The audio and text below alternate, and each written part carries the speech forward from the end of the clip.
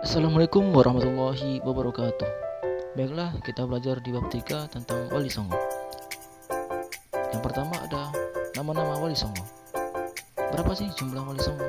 Yang kita ketahui, jumlah Wali Songo itu yang kita ketahui ada 9. Yang pertama Sunan Gresik, yang kedua Sunan Ampel, yang ketiga Sunan Bonang, yang keempat Sunan Kalijaga, yang kelima Sunan Giri, yang keenam Sunan Derajat, yang ketujuh Sunan Kudus, yang kedelapan Sunan Muria, dan yang terakhir Sunan Gunung Jati. Biografi Sunan Gresik. Sunan Gresik memiliki nama lengkap Maulana Malik Ibrahim. Sunan Gresik lahir di Samarkand. Sunan Gresik dikenal juga dengan sebutan Syekh Maghribi karena berasal dari wilayah Maghribi, Afrika Utara. Sunan Gresik wafat pada tahun 1419 Masehi. Yang kedua, biografi Sunan Ampel.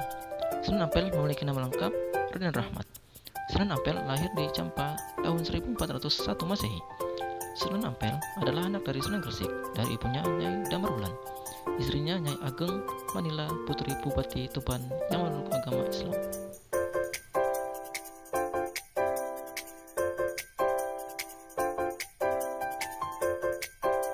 Yang ketiga, biografi Sunan Bonang. Sunan Bonang memiliki nama lengkap Maktum Ibrahim. Sunan Bonang lahir di Surabaya tahun 1465 Masehi. Beliau adalah putra dari Sunan Ampel dan ibunya bernama Ageng Manila dan merupakan saudara sepupu dari Sunan Kalijaga. Dan beliau juga pencipta gending pertama dan beliau wafat pada tahun 1525 Masehi. Biografi Sunan Kalijaga. Sunan Kalijaga memiliki nama lengkap Raden Said. Beliau lahir pada tahun 1450 Masehi. Ayahnya bernama Adipati Wiratika dan ibunya bernama Nawangrum. Sunan Kalijaga menciptakan wayang purwa untuk media dakwah Islamnya. Beliau wafat pada tahun 1513 Masehi.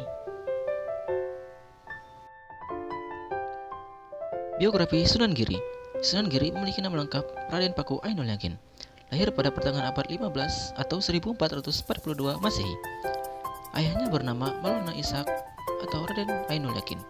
Beliau mendirikan Pondok Giri, keraton untuk mensiarkan Islam. Sunan Giri wafat pada tahun 1506 Masehi. Biografi Sunan Derajat. Sunan Derajat memiliki nama lengkap Raden Qasim Syarifuddin. Sunan Derajat lahir di Ampel, Surabaya tahun 1470 Masehi.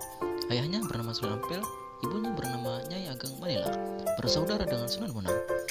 Beliau wafat pada tahun 1522 Masehi. Biografi Sunan Kudus. Sunan Kudus memiliki nama lengkap Ja'far Shadiq. Lahir sekitar tahun 1500 Masehi. Ayahnya bernama Sunan Ngondong. Sunan Kudus menyiarkan agama Islam di daerah Kudus dan sekitarnya. Beliau ahli dalam ilmu usul fikih, tauhid, hadis, tafsir, serta logika. Oleh sebab itu, beliau dijuluki Waliul Ilmi, artinya orang yang kuat ilmunya. Wafat pada tahun 1550 Masehi. Biografi Sunan Muria. Sunan Muria memiliki nama lengkap Raden Umar Said. Sunan Muria adalah putra dari Sunan Kalijaga. Ibunya bernama Dewi Saro. Pusat dakwahnya di Gunung Muria, Kudus. Beliau lebih suka berdakwah di desa-desa terpencil dan bergaul dengan rakyat biasa. Biografi Sunan Gunung Jati. Sunan Gunung Jati memiliki nama lengkap Syarif Hidayatullah. Lahir di Mekah pada tahun 1448 Masehi. Ayahnya bernama Syarif Abdullah Umdatuddin. Ibunya bernama Nyai Rara Santang Putri Prabu Siliwangi. Beliau mengembangkan Islam di Cirebon, Majalengka, Kuningan, Sunda Kelapa, dan Banten. Sunan Gunung Jati wafat di Gunung Jati, Cirebon, Jawa Barat.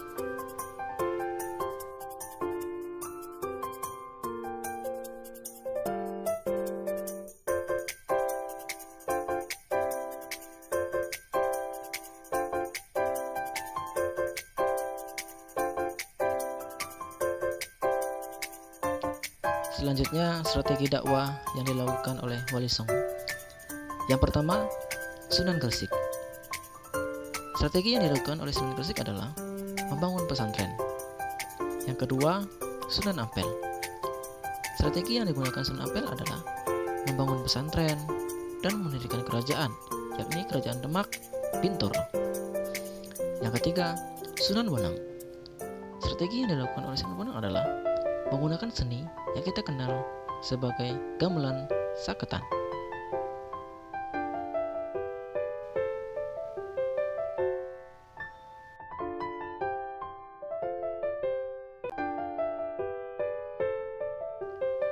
Yang keempat, Sunan Kalijaga.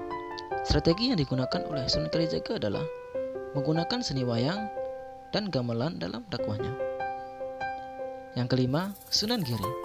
Strategi yang digunakan oleh Sunan Giri dalam dakwahnya adalah mendirikan pesantren-pesantren khususnya di daerah Giri.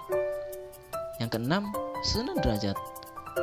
Strategi yang digunakan oleh Sunan Derajat adalah dalam bidang kesenian dan membuat pusat belajar agama Islam.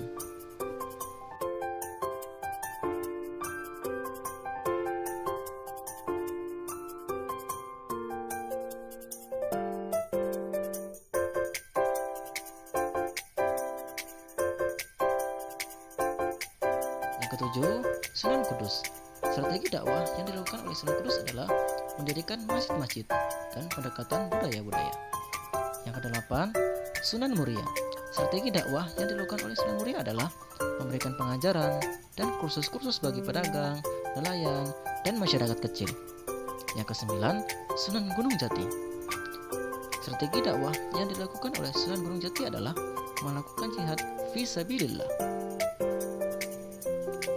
Mungkin hanya itu penjelasan dari saya akhiri. Wassalamualaikum warahmatullahi wabarakatuh. Semoga bermanfaat.